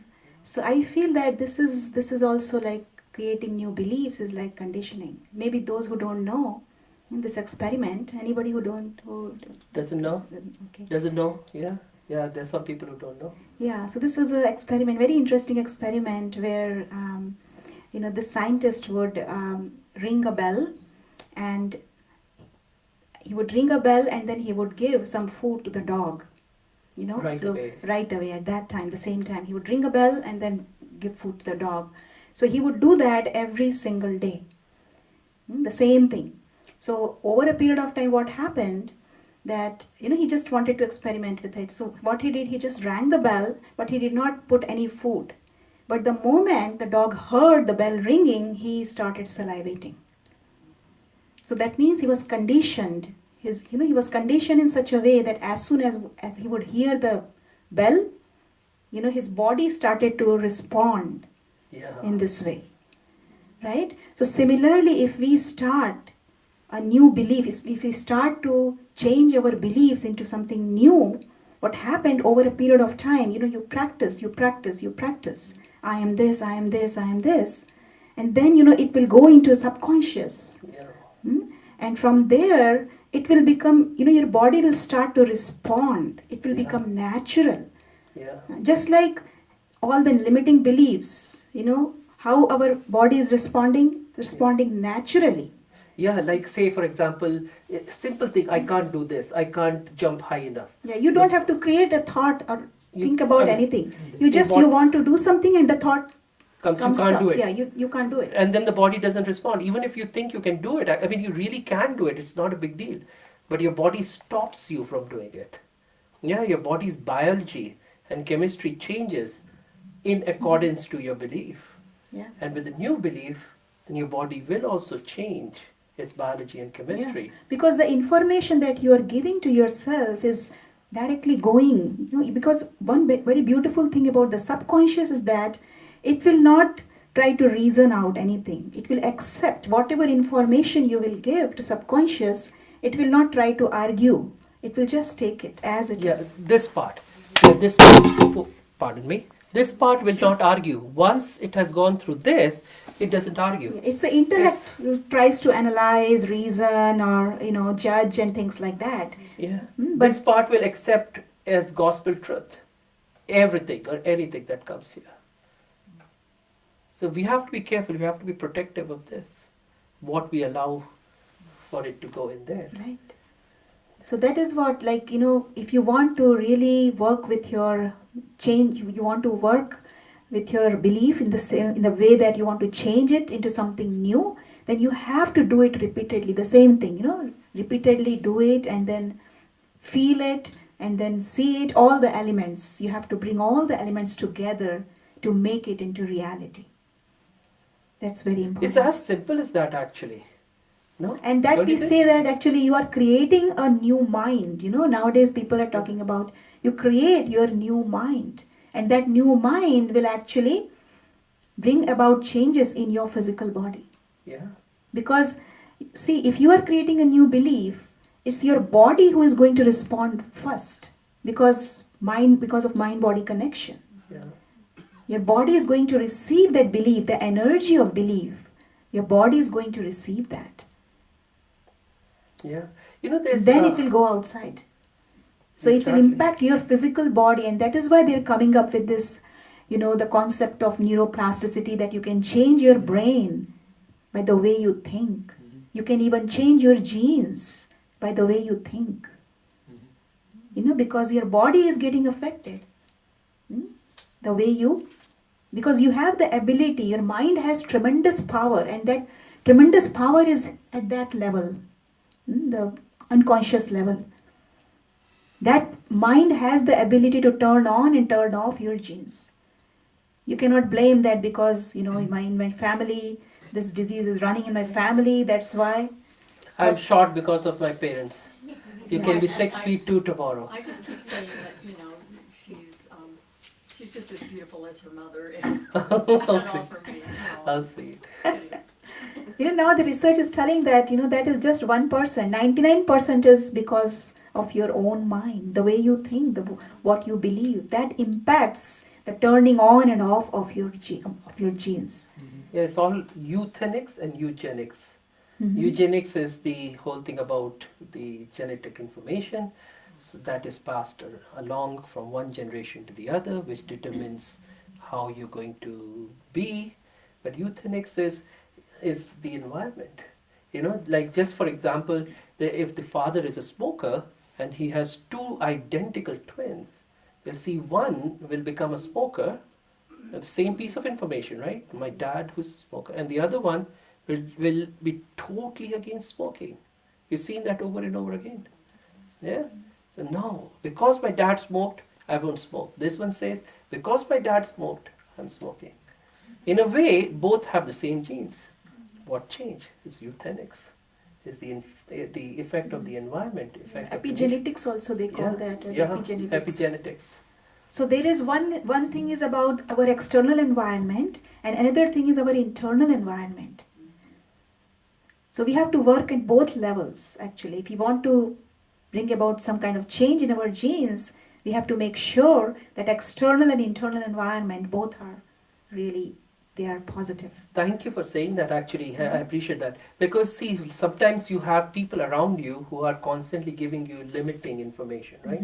You're no good, no good, no good. You kind of have to move away from that too, sort of, yeah? Yeah, unless you have that kind of really positive energy to such an extent that you are not taking anything any negative from outside. But that strength is not there actually. Or you could behave in a way that when that person says something limiting to me, I'm going to turn it 180 degrees and make it into just like that boy who says, I won't smoke because my dad smoked. Yeah, you're telling me that I am no good. I'll prove it that I am good enough, you know, or do what is needed to be good enough. Yeah? So, yeah. So everybody believes now that you can change your reality. Yeah, and you can change your beliefs as well. It's easy. It wasn't complicated, right? I was a 4th grader, 5th grader information. No, don't you think? Even your daughter, if she had come, she would have gotten it too. She's 9 years old. She would have gotten it too. Yeah, so now maybe you can reflect on another question, last question. And then there is few minutes. They can break into twos. Yeah, and then we can discuss maybe 10 minutes, right? Yeah. So last question, maybe you can reflect on this, that what is the new belief that I would like to create for myself, right? Want to work? Or the truth that you have infinite capacity, you have unlimited potential. You can do whatever you believe you can do. You can do anything. You can be anyone. You can be Superman, Batman, Robin, whatever, yeah? You gift yourself with this new belief. This is the best gift that you can give to yourself. She will not only fly the airplane, she will be the one piloting it. Piloting it, see? Yeah. Yeah, and if you share your belief, then you will get even energy from others as well. Yeah. Yeah, when you buy the plane, let us know. Maybe we'll go for a ride. Just a selfie. A selfie in the cockpit. Good enough. Just a comment that I have a sister who's very, very negative. So her life is not well. And I have just told her over and over again, if nothing changes, nothing changes. She just cannot grasp that. And I just don't know what else to do for her, other than to send positive energy her way. Thank you. Yeah, that's the way we can do. What I've seen in this kind of situations is there's a lot about transpersonal imagery and transpersonal intentionality, you know. Really speaking, if you change yourself, there's this motto of the Brahma Kumaris, that when we change ourselves, the world changes. When we change, the world changes. So, in a way, not self-blame, but self-responsibility. If people around me are not changing, somewhere my energy is less. So all I have to do is to dial up my energy, make my positivity so profound that their negativity gets washed away. They get overwhelmed, just like an air conditioning versus a heat. I ask this question many times when I do the session, meditation course, is there's a heater and there's a cooler or air conditioning that is throwing cool air. Which will win? Which one is stronger? Which one is stronger? You know, there's this story everybody knows, the two wolves inside the mind. Everybody knows, right? Everybody knows? Everybody? Remind us, probably. Okay, oh sure. So there is this grandfather who is talking to the grandchild and sharing a story, a bedtime story. Says there are two wolves inside our minds, each one's minds, and they're constantly fighting. One is a good wolf, another is the bad wolf. And he's sharing how they are fighting and growling and snarling and all that. And so the child is excited and asks, which one wins? So the grandpa, what do you think says? The one you feed. Because the one you feed is going to become stronger. Normally the answer we would think of the good one. Yeah, the good one. No. Inside us, which wins? Going for a walk when it is cold? Yeah, what wins? Going or not going? Yeah, the one we feed. The lazy dog we feed or the active dog? Yeah.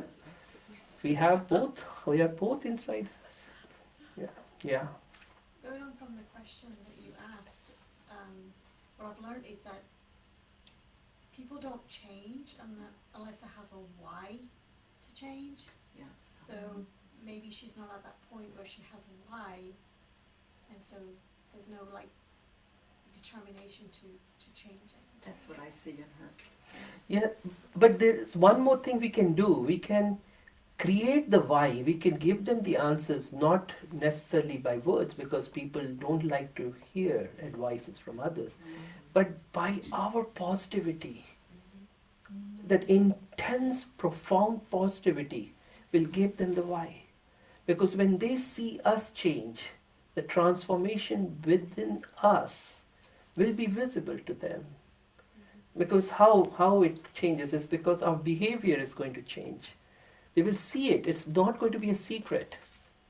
Yeah, there are no secrets really, because when we when we make changes, it becomes obvious to people around us eventually. Not necessarily right away, but maybe in a little bit of time. And that change will then be able to inspire the other person to change. Vicky has shared before that, right? My husband. Yeah, about your husband. He's a very negative person. And I've shared before how every morning we started saying, I am a positive person. And I will say it, and then he will say, I am a positive person. And I think and I saw a difference immediately. Something came up, and I started saying something negative, and he goes, I'm not going to talk about that. I'm a positive person. Beautiful. Thank you. So I think we have to let them know that we believe. Yes. You can change. I believe you are a positive person. Oh, thank you very much. That's yet another important point. I didn't go into that because that's really deep actually. What do we believe in the other is what they're going to catch. You see, with time is running, but I want to say many times when, cancer diagnosis, for example, it almost seems like a death sentence, right? Because that's how the doctors have taught, that's how the pharmaceutical companies want us to believe. So everybody is making us believe that, but also our family members. You see, their behavior starts to change. So, when are you making your will?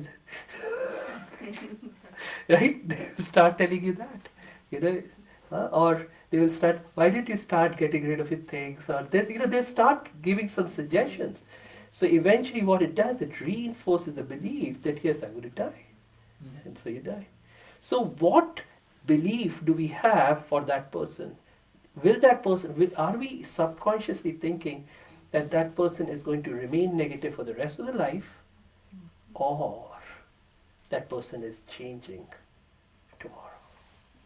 So are you saying that if I had to withdraw from this sister, and so if I change my beliefs about her and think positively that she will change, that there would be like an energy there that she might come around to change? Yeah, and You don't even have to think that she will change, but you see her right there as if she's already changed. She will change, that means you are kind of delaying the process. So she's... It's the visualization of her already better. Yeah, she is already here. Okay. That's a whole topic in itself, visualization. Thank you. One thing that the family in New York shared was an experiment where, essentially, they were trying to establish the power of prayer, where a group of people said, okay, you're going to pray for this doctor and this heart patient in this room. They are not aware, not the patient, not the doctor. And then you have this other group, and they're not going to do anything. So they made a truly blind study. And then they went and checked, and the patients who were prayed for were improving. And the doctor was more confident of it as well. Yeah. So they had this study. So in essential, what they're trying to establish was the power of prayer. You already said that you're already wishing your sister. You're sending her the vibes. You're Yes. already helping her. Yeah, And I think by visualizing her already having succeeded, I think that will strengthen what you're And saying. I've certainly Definitely. not done that, I just want to stay away from her. Yeah, but that's fine. It's okay. You have to protect yourself too. I'm not saying that you jump back into it. But if you truly start believing, then your behavior towards her will begin to change. Then you will try to start interacting with that person a little bit. And every time you talk, the words, that choice of words, the energy, that the vibrations that go with the words will change. So in other words, it's not really as magical as we think. That some invisible energy is going to travel from here, travel all the way across the world and go there. It's really, the intentionality actually is changing our behavior. And that behavior is what they catch. I believe There's with quite my husband- subliminal elements Yeah. that make a difference. Yes. I believe with my husband, it's as much a change in me Yeah. as it is in him. Mhm. Yeah. My tone of voice, my words, am I expecting him to be negative or am I Oh. expecting him to be Yeah. positive?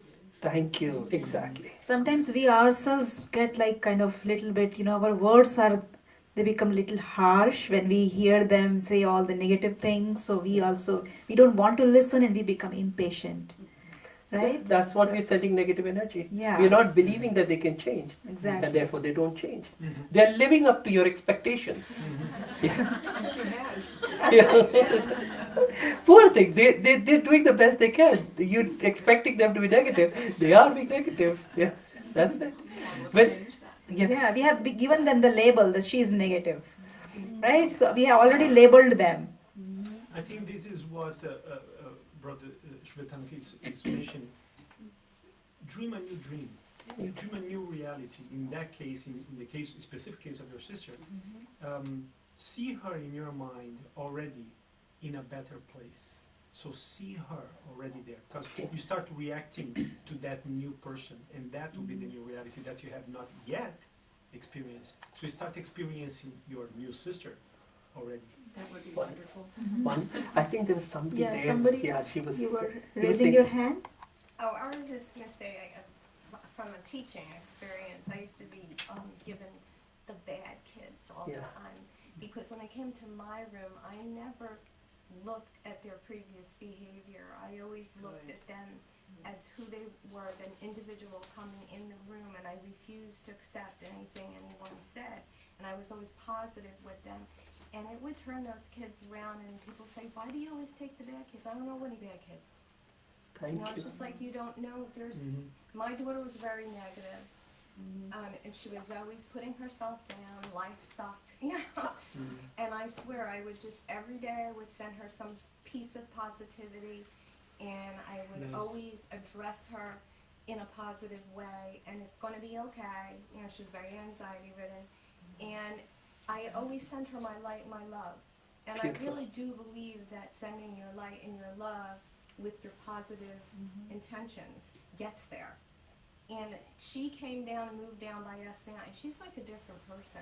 Thank you. And she said, it's all the time that you kept believing in me, that I could change, that I could be something that I didn't believe in myself. Wonderful. And I really do think that when we send our light and our love and our good intentions, that we allow ourselves to be sending it and open to these changes that we want for these people. and we are offering them an ability to have something come to them and Wonderful. help them change. Wonderful. Thank you for sharing. All these are beautiful things. I didn't hear from you. Would you like to say? You don't have to. I don't mean that. Okay, wonderful. And there's the youngest person in the group. Would you like to say something? You come here for the first time. Yeah. Yeah. She's shy. Okay. Good. Yeah. All right. So that last question, and then we can have. Yeah, you can reflect on that question. What was the last question? What is the new belief that you would like to create for yourself as a gift for the new year? Or new dream that you would like to dream? Yes. Yeah. I need more time to think about that. Sure. Yeah, sure. Just let that thinking happen. Start now Yes. and take it. Yeah. So let's do some meditation. Yes. One more thing I want to say, that next Saturday I'm going to take this from a quantum perspective. Mhm. So if you quantum physics perspective, I've done that a little bit in the past, but I want to go real deep. For those of you who have interest in that, it will be a great discussion again. And I really appreciate this kind of interaction where everybody is so involved. It just enriches the space so much. Yeah, so thank you. Thank you for not sleeping. Nobody can sleep when there's too interesting a topic. And so yeah, please start thinking for a moment. We'll give you time to reflect. If anybody on this GoToMeeting wants to say something, I think Sherry sometimes has very nice things to share usually. Sherry is from Pennsylvania and she has been listening intently. Yeah, go ahead if you want to say something. No? Oh, all right, this is the first time I've heard no from you. All right, that's fine. No, you don't have to. Okay, all right. So let's take us into meditation. If you need to go, yeah, it's okay. Everybody had a great time? Yes. Yes.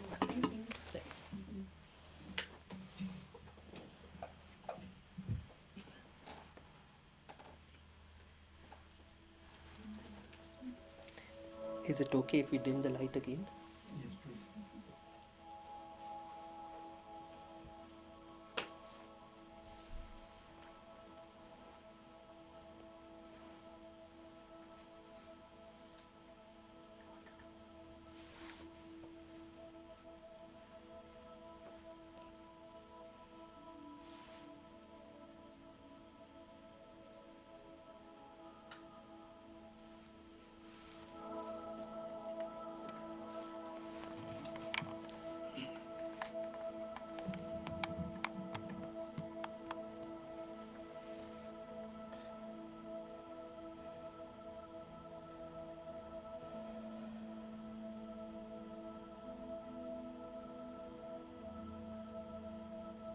So for the next few minutes, try to relax.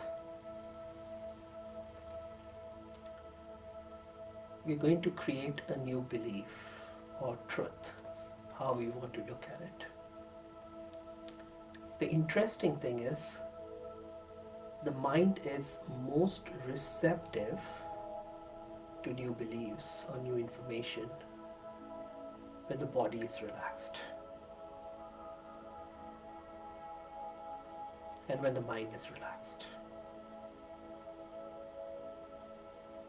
It's also very interesting that the mind really can't relax unless the body is relaxed. So let's start with relaxing the body. Take a deep breath.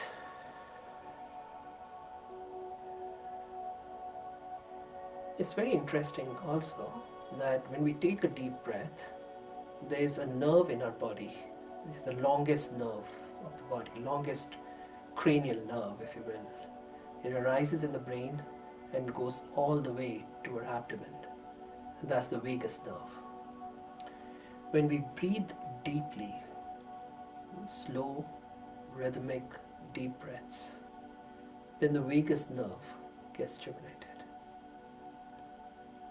And this vagus nerve is the nerve that helps relax the mind as well. So feel as if with each deep breath you're taking, slow, rhythmic, purposeful breaths,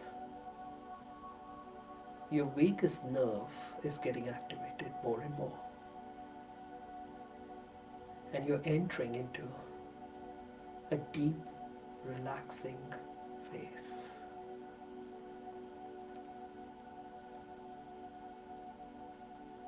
Sometimes when I do meditation, I like to quantify how much I'm relaxing. So feel as if with each deep breath, your relaxation is doubling.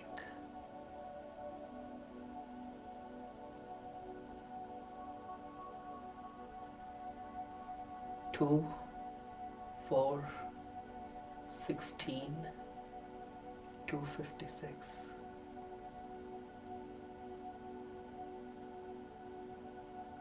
Think about it. After 4 breaths, you're 256 times more relaxed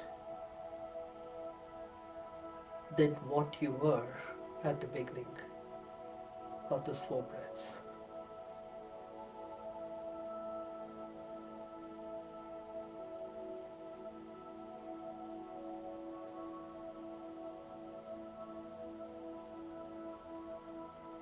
Maybe after 10 breaths, you could be 100,000 times more relaxed than when you started.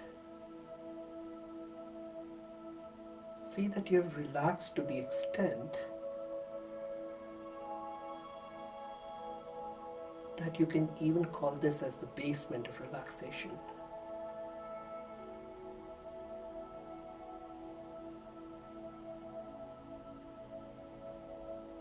Almost as if you can't relax anymore. Where your entire body has become heavy. Your legs have become so heavy that even if you want to move them, you can't. Even your hands, try it.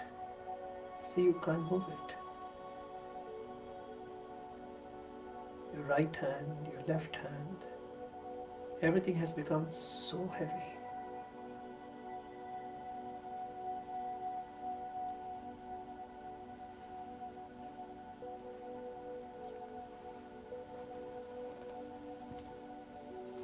And in this state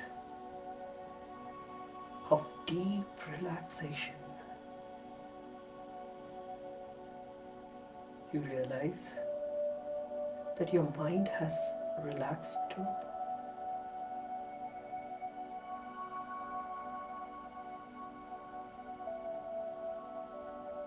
Maybe it has relaxed to 100,000 times than what you started off with.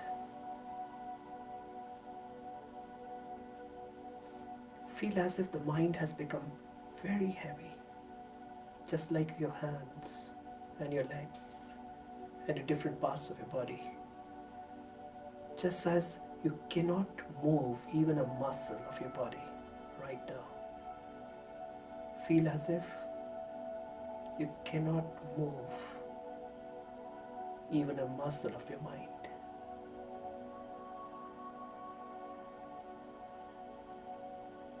As if your whole mind has gotten anesthetized. When the surgeon has to operate, the body has to be still. When you need to operate on your mind, you need to make your mind still. And in this state of stillness, you can inject a new thought. A thought that when you change, your entire world changes.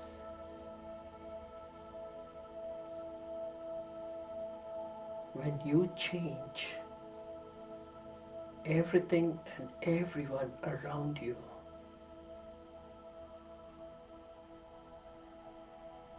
also change.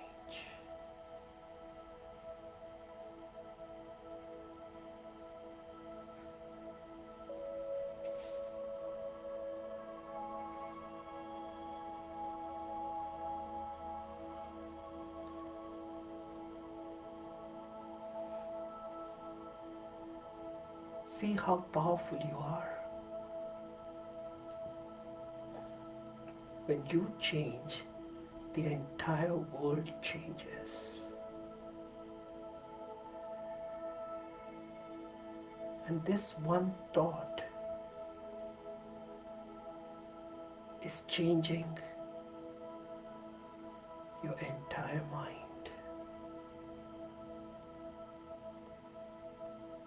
Like a big wave of the ocean that washes away all the debris. This one powerful thought that when you change, the world changes.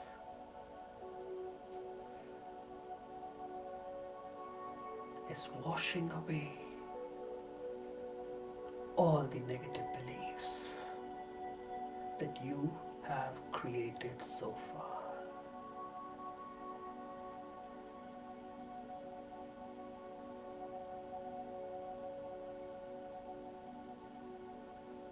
All the limiting beliefs that you are not enough, that you are not loved, that you are not cared for,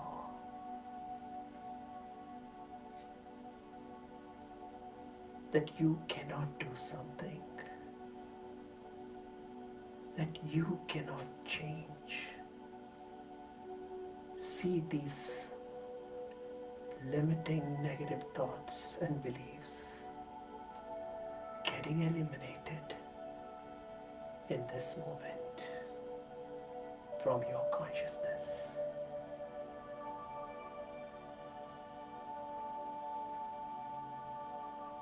And that one thought that when you change, the world changes, is creating new beliefs within you. That God loves you unconditionally. That you are more than enough. That you don't need anything or anyone to prove that you are good enough. And you don't have to prove that to anyone either.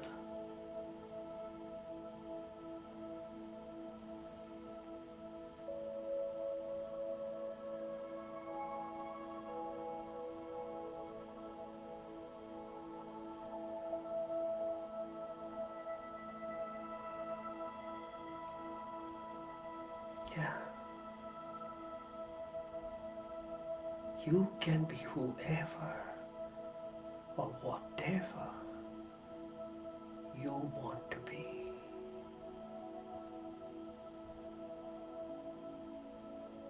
See the feelings this thought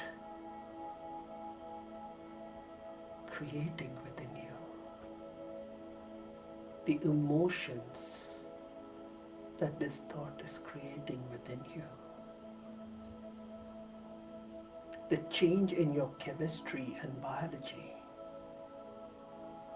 of your body that this thought is creating for you. Feel all the happy chemicals being secreted from your brain. Feel your body responding in a beautiful way to these happy chemicals.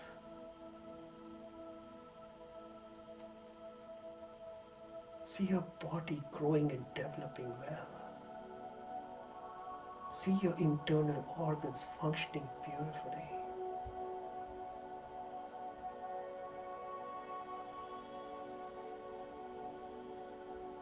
to respond to your belief, your new belief.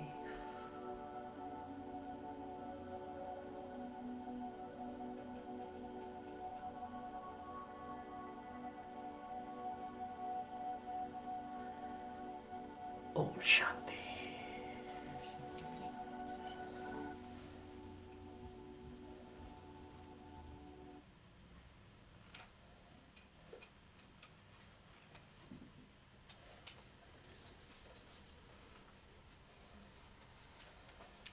All right. So if nothing else, dream a new reality. Take this information, use it in the best possible way, as much as you want. You already have done your homework quite a bit. You can discuss among yourselves. Keep thinking. Don't let this momentum die. Yeah.